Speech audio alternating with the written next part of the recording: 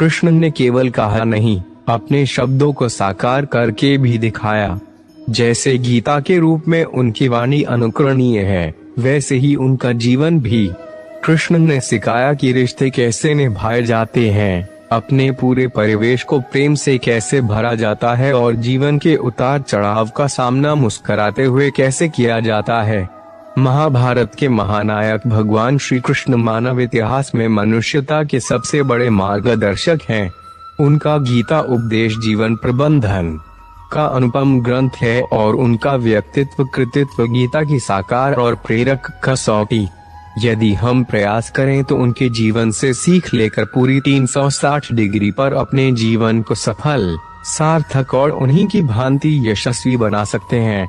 संसार की रणभूमि में अपने जीवन की महाभारत में जय के लिए कृष्ण के जीवन सूत्र ही लक्ष्य सिद्धि के कारगर मंत्र हैं। भगवान श्री कृष्ण का जीवन प्रेम का पर्याय है। वे माँ, पिता, भाई बलराम, सखा अर्जुन और गोपियों सहित प्रकृति मात्र, यहाँ तक कि पशु पक्षियों से भी सदैव प्रेम करते हैं। कवि रसखान ने कृष्ण के प्रेम को अभिव्यक्त करते हुए लिखा है कि शेषनाग, गणेश जी, शिव, विष्णु और इंद्र जिनकी महिमा का निरंतर गान करते हुए जिन्हें अनादि, अनंत, अखंड, अच्छेद व अभेद्य बताते हैं, वेद से नारद तक और शुकदेव से व्यास तक सारे ज्ञानी और साधक जिनके स्वरूप को जानने का प्रयत्न करते रहते हैं मगर जान नहीं पाते, ऐसे परमात्मा जब मानव रूप में श्री कृष्ण अवतार ग्रहण करते हैं तो ग्राम्य बालाएं मेगाहर्ट्ज एक दोना भर छाछ के बदले उनसे नाच नचवाती हैं और प्रेम के वशीभूत कृष्ण उनके समक्ष नाचने लगते हैं। श्री कृष्ण सिखाते हैं, निश्चल प्रेम हर क्षण को सुख से भर देता है और पशु पक्षियों सहित पूरे परिवेश को आनंद में कर देता है। श्री कृष्ण का समूचा जीवन संकट, संघर्ष और चुनौतियों की कथा है। उनका जन्म कंस के कारागार में हुआ। जैसे तैसे नवजात कृष्ण सुरक्षित गोकुल पहुंचाए गए मगर बड़े होने तक पूतना सहित अनेक राक्षसों ने उन पर घात लगाई। जरासंध के भय से उन्हें कुटुंब सहित मथुरा छोड़ द्वारका बसानी पड़ी। महाभारत का युद्ध हुआ जिसमें उनकी इकलौती बहन सुभद्रा के पुत्र अभिमन्यु की निर्मम हत्या हो गई। गांधारी ने कृष्ण को उनके कुल नाश का शाप दिया और कृष्ण की आंखों के सामने उनका सारा कुटुंब आपस में लड़कर मर गया। मतलब आदि से अंत तक बहुत कुछ अप्रिय व कष्टदायक घटा। बावजूद इसके कृष्ण की आंखों से कभी आंसू न निकले। हर प्रतिकूल परिस्थिति में कृष्ण सदैव मुस्कुराते ही रहे। ईश्वर होकर भी साक्षी भाव से द्रष्टा बने, सब स्वीकारते हुए सहज बने। स्त्रियों के कृतज्ञ और रक्षक श्री कृष्ण स्त्रियों को मान देने व उनकी रक्षा करने में सदैव अग्रणी है। श्रीमद् भागवत पुराण के रास-पंचाध्यायी में निर्मल प्रेम के लिए वे गोपियों के प्रति कृतज्ञता ज्ञापित करते हैं तो जन्मदात्री मां देवकी के साथ ही पालन करने वाली यशोदा की कृपा को पल पल सादर बखानते हैं। वे भीम को प्रेरित कर स्त्रियों को बंदी बनाए रखने वाले जरासंध का वध कराकर बंदी स्त्रियों को मुक्त कराते हैं।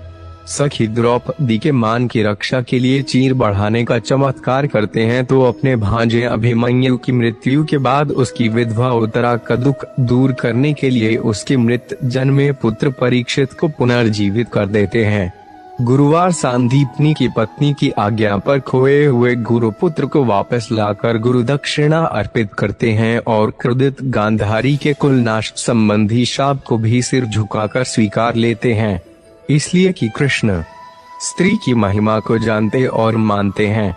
श्री कृष्ण सिखाते हैं, जिस समाज में स्त्री का सम्मान और उसकी रक्षा होती है वही मंगलमय उन्नति कर पाता है।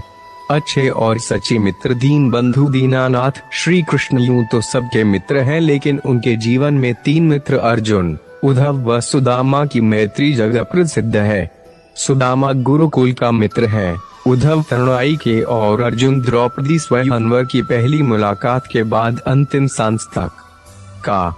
श्रीमद् भागवत की कथाएं साक्षी हैं कि गुरुकुल में सुदामा के मुट्ठी भर अन्न को कृष्ण ने किस तरह कृतज्ञता पूर्वक याद रखा और द्वारकाधीश बनने के बाद सुदामा को धन धान्य देकर किस प्रकार मैत्री का ऋण चुकाया। ज्ञान के अहंकार में डूबे उद्धव को प्रेम का पाठ पढ़ाने गोपियों के पास भेजा। अर्जुन से अपने अनन्य प्रेम में कृष्ण इंद्र से भिड़ गए और खांडवन को जलने दिया। पहले शांति दूत बनकर कौरव सभा में गए, फिर ईश्वर होकर भी महायुद्ध में मित्र के सारथी, संरक्षक व मार्गदर्शक बने। मित्र कर्म पथ से विचलित हुआ तो गीता का उपदेश दिया और युद्ध में विजय के बाद मित्र कहीं अहंकारी न हो जाए, इसलिए युद्ध के बाद अनुगीता सुनाई। श्री कृष्ण सिखाते हैं, संकट पे मित्र की सहायता करो, भ्रम में मार्गदर्शन और आवश्यकता पर सहयोग। यह सब निस्वार्थ हो और कर्ता भाव से रहित हो तभी सच्ची मित्रता है। सफलता के लिए 5 मंत्र प्रमाणों के अनुसार कृष्ण इस धरती पर 125 वर्ष रहे।